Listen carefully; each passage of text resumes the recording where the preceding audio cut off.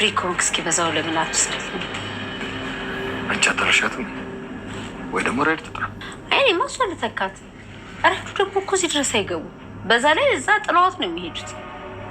ደግሞ ሳያስፈልጋታል ውስጥ ድረስ ገብቶ የሚያግዛት ደሪ 8 ወር እኮ ገቡ። እሺ እንግዲህ ታዛዥ ነኝ።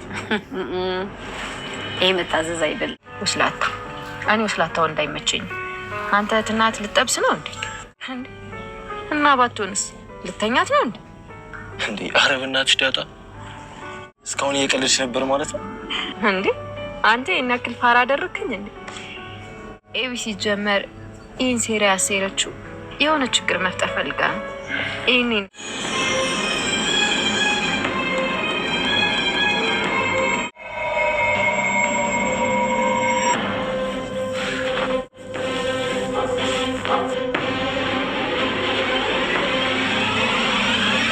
አንቺ ግን ችግርሽ ከያሽ አለመልቀቅሽ ነው። ምንድነው ማለቀው? ይኸውልሽ ሙጭጭ ያለሽ አንድ ነገር ከያሽ አለቂ ሰው ምን ይለኛልም አትይ። ስለዚህ በዚህ ምክንያት ደግሞ ከሁሉም ሰው ጋር እየተጋጨሽ።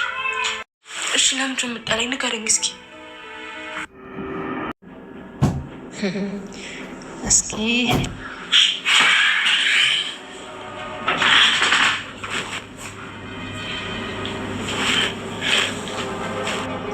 መቀየቢ አመሰግናለሁ ናታን።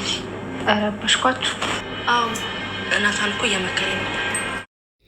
ደረጀ ዛሬ በጣም ትልቅ አጣብቂኝ ውስጥ ነው የገባው ቤተሰቦቻችን። እሱም እንግዲህ በሚገርም ሁኔታ አቢጌል የያዘችው ነገር በጣም ከባድ ስለሆነ ዛሬ ደግሞ በጣም ከፍ ወዳለ ደረጃ ተንኮሏ ከፍ ብሎ አድጓል ማለት ነው። እንግዲህ ከዛም የመጀመሪያው እንግዲህ ዳጣና ደረጀ በነፃነት የሚያወሩበት ቦታ መኪና ውስጥ ስለሆነ መኪና ውስጥ እያስገባ ለምንድን ነው ሰውዬ የሚያወራት እያለች ከመጀመሪያ ጀምራ ከራሷ ጋር ስትጠራጠር ነበር ማለት ነው ቤተሰቦቻችን። እንግዲህ በመጨረሻም ዛሬ ለምን መኪና ውስጥ ሳውንድ ሪከርደር ካሜራ አላስቀምጥም በማለት እንግዲህ ሳውንድ ሪከርደር ካሜራውን ይሄ አፍቃሪዋ አርጁን እንዲገዛላትና ፈልጎ እንዲያመጣላት በማድረግ እንግዲህ እሱ ፈልጎ ገዝቶ አምጥቶ ሰጥቷታል።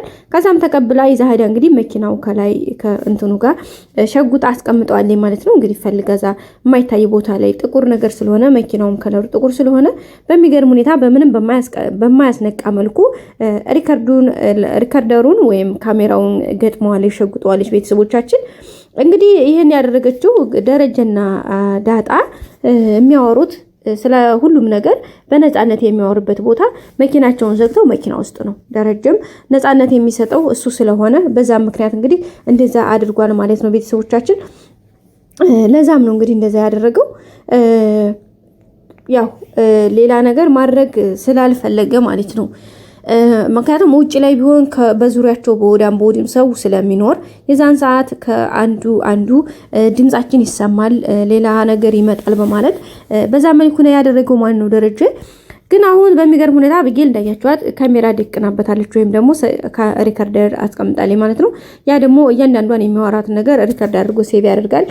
ያን ሪከርድ እንግዲህ ከሰማች ያወሩትን ሁሉ ታዳምጣለች። ከዛ ይዛዳ ለወይዘሮ ማርታ ትነግራታለች። ወይዘሮ ማርታ እንግዲህ ይሄን ነገር በጣም ከባድ ነው ማለት ነው። እንግዲህ ደረጀ ከልጃችን በላይ እንዴት ለዳጣ ትጨነቃለህ? ቆይ ምን አስበህ ነው?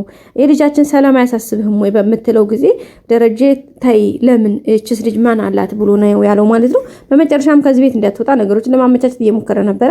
እንግዲህ ወይዘሮ ማርታ አይ በቃ ከዚህ በላይ እንድትጨነቅ አልፈቅድልህም፣ ምክንያቱም ያንተ መኖር የኔ መኖር ነው። ስለዚህ ከዛሬ ቀጥለህ እንደዛ መሆን የለብህም፣ ተረጋጋ ምናምን በማለት ወደ ራሱ እንትን ብላ አድርገዋል ማለት ነው። ከዛም ካደረገች በኋላ በቃ እንደፈለጋቸው የሆኑ ልጆች ቤት ውስጥ ይቀመጡ ሁለቱም ብላለች ማለት ነው። ይሄን ውሳኔ ለማስተላለፍ ተገዳለች። ከዛም እንግዲህ አቢጌልን በቃ ዳጣ አትወጣም ስትላት እንግዲህ አቢጌል እናቷን በጣም ነው ገልምጣት ሰድባት እየሮጠች ሄደችው የነበረው። በዛም እንግዲህ ወይዘሮ ማርታ በጣም ነበር የተናደደችው። አንቺን እኔ እንዴት ሁኝ እንዳሳደግኩሽና በስንት መከራ ውስጥ አሳልፌ እንዳሳደግኩሽ ብታውቂ ኖሮ እንደዚህ ላይ አዘልብኝም አትጨፍሪብኝም ነበረ። ስለዚህ አንቺ እንደፈለግሽ መዘልብኝ እኔ እኮ እናትሽ ነኝ። አንቺን ስወልድ ያፈሰስኩት ደም፣ አንቺን ስወልድ የተጨነኩትን ጭንቀት መቼም አልተጨነኩትም። አየሽ አይገባሽም። የሚገባሽ ምናልባት ስትወልጂ ነው። ይችን ዛሬ ገለመጥሽብኝን ይችን የተሳደብሻትን ቃላት እንዳትረሻት፣ ስትወልጂ ታገኘዋለሽ ብላ እንግዲህ በጣም በምሬት ነበር የተቆጣችው ወይዘሮ ማርታ። እንግዲህ አቢጌልም ምንም ስላልመሰላት እሺ በቃ ይቅርታ ብላ ለአንዴ በቷ ያክል እናቷን ለመሸወድ ያክል በቃ ይቅርታ እሺ ይቅርታ በቃ ብላ ዝም ብላለች ማለት ነው። በዛም አልበቃትም እንግዲህ ካሜራ ተደቅኗል። በሚገርም ሁኔታ እንግዲህ የታሰበው ቀርቶ ያልታሰበው ነው የሚባለውና አቢጌል እንደዛ ደቀነችው ደረጀና ዳጣን እንትን ለማለት ነበረ። ግን የሆነው አሁን በሚገርማችሁ ደረጀን ሰላምን ወደ ሆስፒታል ይዟል እንዲሄድ ወይዘሮ ማርታ አድርጋለች ማለት ነው። ሰላም ለሆስፒታል ስትሄድ ደግሞ ደረጀ ከሰላም ጋር ወዶ ሳይሆን ተገዶም ቢሆን ያወራል ስለ አንዳንድ ነገሮች ስለሱ አሁን ስለ እርግዝናው የሚያውቀው ጉዳይ የለውም እሱ ማለት ነው። እሱ የምታውቀው ሰላም ነች። ግን አሁን ስለ ጽንሷ ስላለበት ነገር አይዞሽ ምናምን ብሎ እሱ እንትን ይላል ማለት ነው። የሚያወሩት ግን ስለ ዳጣ ነው። እንግዲህ ስለ ልጇ ሰላም ልጇ ማን እንደሆነች የምታውቀው ጉዳይ የላትም። ስለዚህ ስለ ልጇ ግራ ቀኝም ብላ መጠየቁ አይቀርም። የዛን ሰዓት እንግዲህ አቢጌል ያንን ነገር ስትሰማ ምን እንደምታስብ በጣም ከባድ ነገር ነው። ያንን ሪከርድ ደግሞ ለእናቷ ስታስቀምጣት የበለጠ በጣም ከባድ ነው የሚሆነው። ቤተሰቦቻችን እንግዲህ ደግሞ ጋሽ ደረጀ የሚያመልጥበት መፍትሄ ይኖራል ብለን ተስፋ እናደርጋለን። ወይ ምናልባት ካሜራውን ስትሸሽግ ያያት ሰው ቢኖር መልካም ነበረ። አቢጌል ገብታ ነበረ እና ምን አድርጋ ይሆን የሚለውን ነገር ኢንፎ ቢደረግ ለደረጀ ወይም የሆነ መረጃ ቢሰጠው ነገሮችን ምናልባት ለማስተካከል እንትን ሊል ይችላል ብዬ ተስፋ አደርጋለሁ። ቤተሰቦቻችን እናንተስ ምን ትላላችሁ? ምን ተሰማችሁ? እስቲ ሀሳብ አስተያየታችሁን በኮሜንት ላይ አስቀምጡልን። ሌላው እንግዲህ የናታንና የዳጣ የፍቅሩ ህይወት ደስ በሚል ሁኔታና ደስ በሚል ጉዞ ነው እየሄዱ ያለው። ያው እንግዲህ በመካከል አቢጌል ተንኮሎችን እየጠነሰሰች ነገሮችን እያመቻቸች ብዙ ነገሮችን እያደረገች ቢሆንም ግን ያው እግዚአብሔር ይመስገን እንግዲህ በደህና እየተጋፈጡ ይገኛሉ። በተለይ እንግዲህ ዳጣ ላይ ነገሮች በርታ ይላሉ። እንግዲህ አቢጌልን ግን ያው የአቢጌልን ተንኮል ናታንም ሆኖ ዳጣ ጥንቅቅ አድርገው ስለሚያውቁ ያው ለነሱ የኔ ያክል ፈታኝ ይሆናል ብዬ አላስብም። ያው ከባድ ነው ግን የኔ ያክል ፈታኝ አይሆንባቸውም የሚል ተስፋ አለኝ። እሷ ብቻ ሳትሆን ዛሬ እንግዲህ ወይዘሮ ማርታ አይታችኋታል።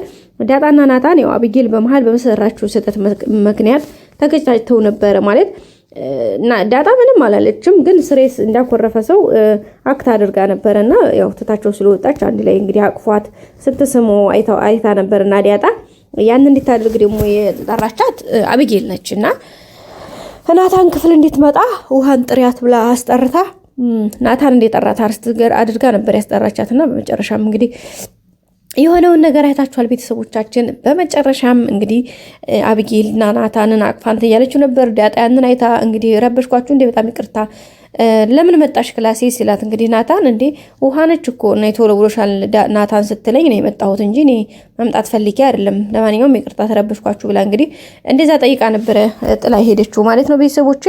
በመጨረሻም እንግዲህ ናታን ያለውን ነገር እንትን ካለ በኋላ ናታን ያው ያለውን ነገር ካየ በኋላ እንግዲህ ቀጥታ ይቅርታ ለማለት ነበር ዳጣ ጋር ሄደውና በቃ በጣም ይቅርታ አድርጊልኝ በቃ አጥፍቻለሁኝ ነበር ያላትና እሷም እንግዲህ እንዴ ቆይ ከአንድ ቤት ህትማማቾችን ልትይዝ ነው እንዴ ምናምን ነበር ያለችውና ኧረ እኔ እንደዛ አይደለም እኔ እንዴት አድርጌ እንደዛ ሊሆን ይችላል መጀመሪያ እህትሽ አይደለችም ሲቀጥል ደግሞ እኔ እንዴት ሁለት ሰው ሊይዝ አልችልም ነበር ያላትና እና ታዲያ እህቴ ባትወልድ ተኛት ነው እንደነበር ያለችው። ኧረ በስመ አብ በይ ተይ በእናትሽ ምናምን ብሎ እንግዲህ ይቅርታ በቃ አጥፍቻለሁኝ እንታረቅ ብሎ በርከክ ብሎ ነበር የጠየቃትና ያንን ሲያደርግ እንግዲህ ወይዘሮ ማርታ በኮሪደር ወይም በበለኮና ወጣ እየተመለከች ነበርና ከዛ በጣም ነበረ የደነገጠችው። በዛም እንግዲህ ዳጣም ሙድ ይዛበት ነበረ። ምክንያቱም የአቢጌል ተንኮል እንደሆነ ገብቷት ስለነበረ ይሄንማ ማወቅ ካልቻልኩኝ እንዴት አራዳ ሆንኩት ታዲያ ለማንኛውም ተበልተሃል ምናምን ብላ እንግዲህ ሙድ ይዛበት ነበረ። በጣም ደስ ብሎት እንግዲህ እሱም እንዴ በቃ እስካሁን እየቀለድሽብኝ ነበር ማለት ነው ትገርሚያለሽ፣ ግን አንቺ እኔ እንትን ማለት አይሰለችሽም ምናምን ብሎ እንግዲህ ከዛ በኋላ ነበረ መለስ ብሎ ወደ እሷን አቅፏት ምናምን ተቃቅፈው ሲሳሳሙ የነበረው። ከዛ ወይዘሮ ማርታ እንግዲህ ቆማ እያየች ነበር። በጣም ደነገጠችው የተናደደችው። ምክንያቱም ናታንን የምትፈልገው እሷ ለልጇ እንጂ ለዳጣ አልነበረም። እንግዲህ ይሄ ነገር ወይዘሮ ማርታንም እንግዲህ የከፋ እንትን እንዲል ያደርጋታል ብዬ ተስፋ አድርጋለሁ። በቀጣይ ክፍል እንገናኝ። ሰላም ቆዩ ባይ